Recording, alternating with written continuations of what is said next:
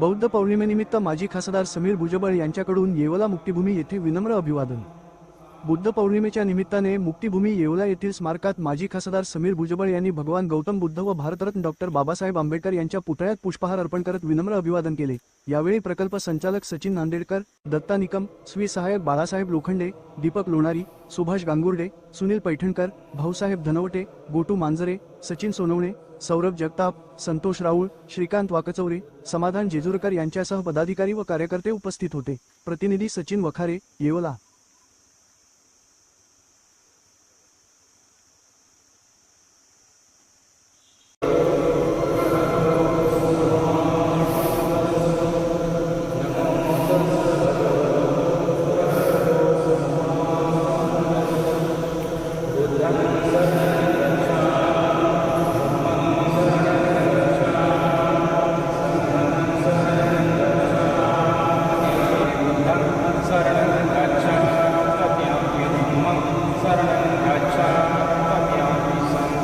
शरणं